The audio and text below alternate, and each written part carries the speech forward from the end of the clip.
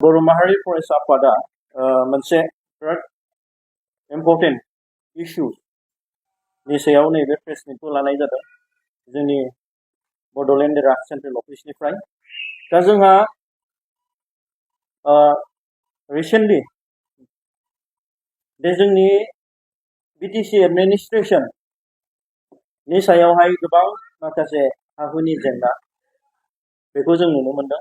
जे जोङो माखासे फाइल नाम्बार बेखौ लानानै दिनै जोङो जिहेथु बिटिसि 6 शेड्युलाव बे जोंहा नन बर'फ्रा हा बायनो मोना। दा बिनि सायावहाय जों माखासे एभिडेन्स माखासे जाय जिनिसा जाथावना नङा दिनै नन ट्राइबेलफ्रा ट्राइबेलफोरनि हा बायनाय एबा लेन्ड ट्रान्सफार बेखौहाय दिनै जों लाबोनो नागिरदों।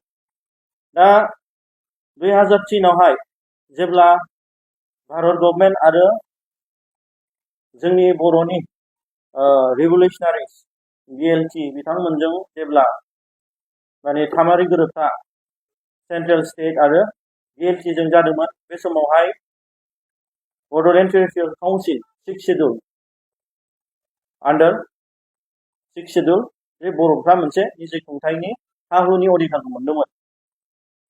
नाथाय 2003नि उनावहाय बे गोबां जोंनि नन ट्राइबेलफ्रा जोंनि बर'फोरनि बे ट्राइबेलफोरनि हाफोरखौ बायनायावहाय माने हाया ट्रान्सफार जायाखैमोन। गोबां माने सार्कल अफिसफ्राव दिनै पेन्डिं जानानै फैदोंमोन।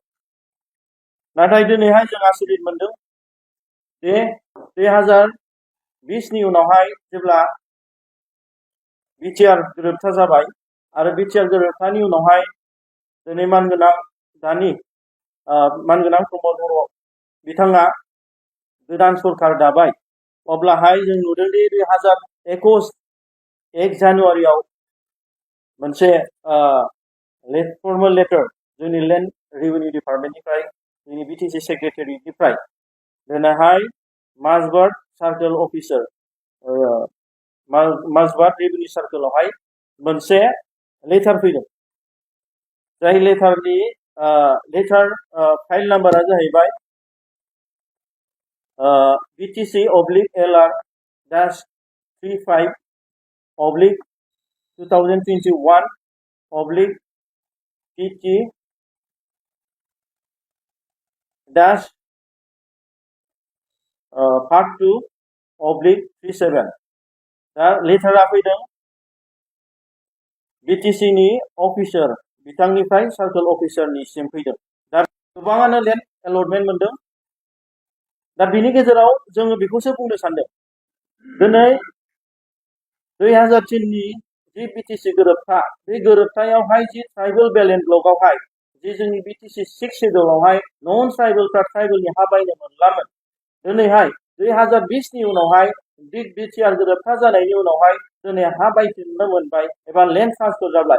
अब्ला जोंनि 2003नि बिटिसि 6 शेड्युल दिनै हा-हुनि अधिकारा दिनै गैला नामा? दिनै बिनि सायावहाय गोबां माने गोथौयै दिनै जों सिन्था खालामनांगौ जानानै फैदों। दा आं दिनै बे प्रेस मिटनि गेजेरजोंनो सारा जोंनि बर' रायजो राजा इन्टेलेक्सुवेल्स आफादफोर जोंनि व्यक्ति इन्डिभिजुवेल्स आरो दिनै बर' हारियानो दिनै बिनि सायाव नायबिजिरनांगौ। जिहेतु दिनै बर'फ्रा गोबाव सम आन्दलन खालामदोंमोन। मानि थाखाय? हा-हुनि अधिकार। मानि थाखाय जों आन्दलन खालामदोंमोन? राजनितिक अधिकार। दिनै जोंनि हायावनो दिनै जोंहा मोनखानाय अधिकार, जाय हा-हुखौ दिनै जों मोनखाबाय पावारखौ, आरो बे गावनि हा-हुखौ दिनै गुबुन जाथिनो बायनो हानायनि केपासिटिखौ होफिननाया दिनै बे बर'फोरनि थाखाय फैबाय थानाय समाव गिदिर मोनसे खैफोद फैगोन। गतिके बिनि थाखायनो दिनै बर' माहारियारि फरायसा आफादा जों साफ्रोमबो जोंनि बर' सुबुंखौनो जों खावलायदों दे बेफोरनि थाखाय गुवारै सावरायनांगोन आरो बेफोरनि थाखाय होबथानायनि राहा लानांगोन। जे जोंनि दानि बिटिआरनि मानगोनां सिएम प्रमद बर' बिथांखौ जों खावलायगोन जे नोंथाङा दिनै गोबां बर' जाथिनि थाखाय खामानि मावनांगौ। नोंथांखौनो रायजो राजाया सायख'बाय, नोंथांखौनो सिएम बानायबाय, नोंथांनावनो गासिबो एडमिनिस्ट्रेसननि पावारा दं।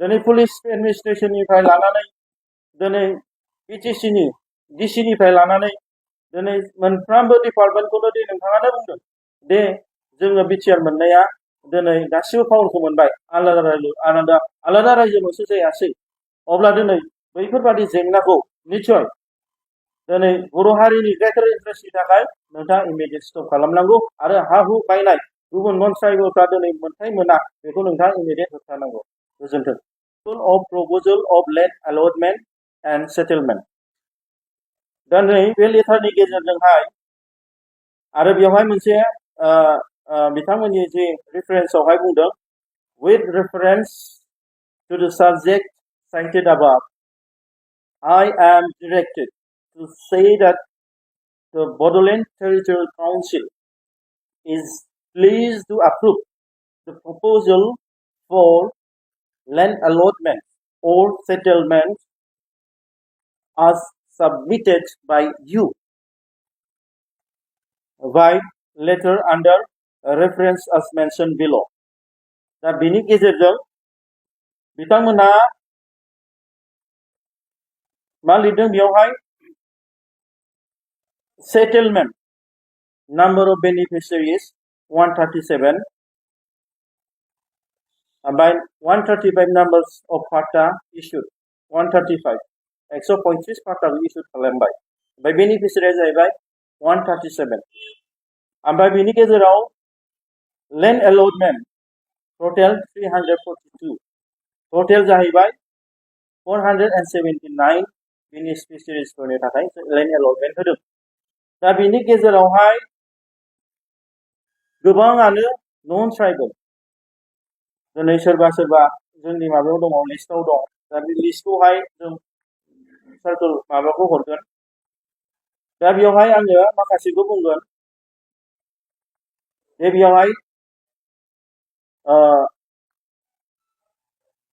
गोबां जेनेरेल दं गोबां ओबीसी दं दा खोथाया जाहैबाय नैबे जोंनि कालाइगाव ट्राइबेल बेलेन्स ब्लकआव जाय माने हा हुनि बायनायनि अधिकारानो गैला 2003 नि उनावहाय नाथाय बेखौहाय मा खालामबाय 2020 नि उनावहाय जेब्ला गोदान माने बिटिआर मोनखांनायनि उनाव मानगोनां प्रमद बर' बिथाङा गोदान सरकार दाबाय अब्ला बेवहाय मा नुबाय 2021 आव मोनसे लेन्ड मेला खालामदों लेन्ड मेला खालामनायनि गेजेरजों मा खालामबाय दिनै नन ट्राइबेलफोर जाय बिथांमोना 2020 नि आगोल 2016 आवहाय जाय बिथांमोननि जे हा हु बायनाय आरो फानलाय जे ट्राइबेलफोरनिफ्राय हा बायनायनि जे लेन्ड ट्रान्सफारा नन ट्राइबेलफोरनिया दिनै बन्द जानानै दंमोन दा बै पेन्डिं फाइल्सफोरखौ 2021 नि 1 जानुवारियावहाय दिनै बिथांमोनहा बे एलटमेन्टखौ होबाय